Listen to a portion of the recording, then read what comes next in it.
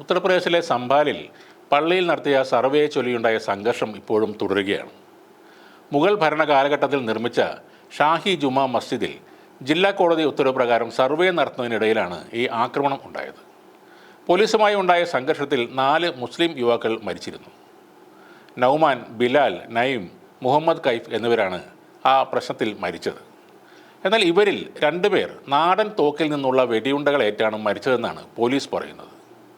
Postmortem report വന്ന ശേഷം മാത്രമേ സ്ഥിരീകരിക്കാനാവൂ എന്നും പോലീസ് പറയുന്നുണ്ട്. ആ പ്രദേശത്ത് സംഘർഷാവസ്ഥ ഇപ്പോഴും നിലനിൽക്കുകയാണ്. ഇന്നലെ രാത്രിയിലും അവിടെ അക്രമമുണ്ടായി എന്നാണ് റിപ്പോർട്ടുകൾ സൂചിപ്പിക്കുന്നത്. ഇത്തരം സംഘർഷാവസ്ഥ നിലനിൽക്കുന്നതിനാൽ അവിടുത്തെ സ്കൂളുകൾക്ക് സർക്കാർ അവധി പ്രഖ്യാപിച്ചിരിക്കുകയാണ്. ആ പ്രദേശത്ത് ഒട്ടാകെ ഇൻ്റർനെറ്റും അധികൃതർ കട്ട് ചെയ്തിരിക്കുകയാണ്. ഈ സംഘർഷത്തിൽ 20ഓളം പോലീസുകാർക്കും പരിക്കേറ്റിട്ടുണ്ട്. ഇതിൽ തലയ്ക്ക് പരിക്കേറ്റ ഒരു കോൺസ്റ്റബിൾ ഗുരുതരമായ അവസ്ഥയിലാണെന്നാണ് ലഭിക്കുന്ന വിവരം. അക്രമി സംഘം ഒളിഞ്ഞിരുന്ന് വെടിവെക്കുകയായിരുന്നു എന്നാണ് പോലീസ് പറയുന്നത്. 2 സ്ത്രീകൾ ഉൾപ്പെടെ 21 പേരെ കസ്റ്റഡിയിലെടുത്ത് അന്വേഷണം ആരംഭിച്ചു കഴിഞ്ഞെന്നും പോലീസ് പറയുന്നു. അക്രമത്തിൽ പ്രതിപക്ഷ പാർട്ടികൾ പോലീസിനെയും സംസ്ഥാന സർക്കാരിനെയും രൂക്ഷമായി വിമർശിച്ചുകൊണ്ട് രംഗത്ത് വന്നു. മുഖ്യമന്ത്രി യോഗി ആദിത്യനാഥിൻ്റെയും BJP RSൻ്റെയും ആസൂത്രിതമായ ഗൂഢാലോചനയുടെ ഭയാനകമായ ഫലമാണിതെന്നാണ് കോൺഗ്രസ് പറയുന്നത്. പ്രതിഷേധക്കാർക്ക് നേരെ പോലീസ് നേരിട്ട് വെടിവെക്കുകയായിരുന്നെന്നും അദ്ദേഹം പറയുന്നു. സമാജ്വാദി പാർട്ടി അധ്യക്ഷൻ അഖിലേഷ് യാദവും ഈ കുറ്റപ്പെടുത്തലുമായി രംഗത്ത് വന്നു.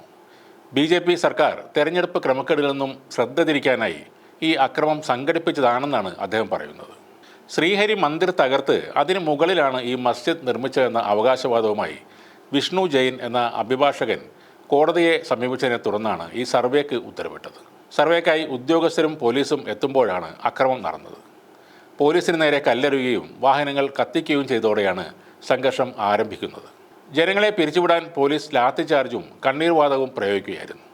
അതേസമയം ഈ അക്രമങ്ങൾക്കിടയിലും ഉദ്യോഗസ്ഥർ മുൻകൂട്ടി നിശ്ചയിച്ച പ്രകാരം സർവേ പൂർത്തിയാക്കിയിട്ടുണ്ട്. കോടതിയുടെ നിർദ്ദേശപ്രകാരം വീഡിയോഗ്രാഫിയും ഫോട്ടോഗ്രാഫിയും ഉപയോഗിച്ച് സർവേ സംഘം ആ സ്ഥലത്ത് വിശദമായ പരിശോധന നടത്തിയതായി ഹർജിക്കാരനായ അഭിഭാഷകൻ വിഷ്ണു ശങ്കർ ജെയിൻ പറയുന്നു. നവംബർ 19-ന് സംഭാലിൽ ലോക്കൽ പോലീസിൻ്റെയും മസ്ജിദ് മാനേജ്മെൻറ്റേയും സാന്നിധ്യത്തിൽ സമാനമായ ഒരു സർവേ നേരത്തെ നടന്നിരുന്നു. ഈ പരിശോധനയിൽ ക്ഷേത്രത്തോട് സാമ്യമുള്ള ചിഹ്നങ്ങളോ വസ്തുക്കളോ ഒന്നും തന്നെ കണ്ടെത്തിയിട്ടില്ല എന്നാണ് റിപ്പോർട്ടുകൾ.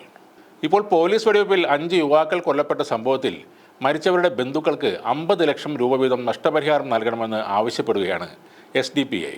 UP-യിലെ സംഭാലിൽ മുസ്ലിം യുവാക്കൾ കൊല്ലപ്പെട്ടത് അങ്ങേയറ്റം ഞെട്ടിക്കുന്ന ഒരു സംഭവമാണ്. 1992 ഡിസംബർ 6-ന് മതഭ്രാന്തരായ വലതുപക്ഷ തീവ്ര സംഘപരിവാർ ആൾക്കൂട്ടം തകർത്ത ബാബരി മസ്ജിദിൻ്റെ മണ്ണിൽ രാമക്ഷേത്രം നിർമ്മിച്ചതിന് ശേഷം പുരാതന മസ്ജിദുകളും സ്മാരകങ്ങളുടെയും എല്ലാം മേലുള്ള അവകാശവാദങ്ങൾ രാജ്യത്ത് വർദ്ധിച്ചുകൊണ്ടിരിക്കുകയാണെന്നും SDPI നേതാക്കൾ പറയുന്നു. മരിച്ച യുവാക്കളുടെ ബന്ധുക്കൾക്ക് 50 ലക്ഷം വീതം നൽകുക, യുവാക്കളെ കൊലപ്പെടുത്തിയ ഉദ്യോഗസ്ഥർക്ക് കടുത്ത ശിക്ഷ ഉറപ്പാക്കുക, നിഷ്പക്ഷമായ ഒരു ജുഡീഷ്യൽ അന്വേഷണം നടത്തുക എന്നീ ആവശ്യങ്ങളാണ് SDPI നേതാക്കൾ ഇപ്പോൾ മുന്നോട്ട് വെക്കുന്നത്.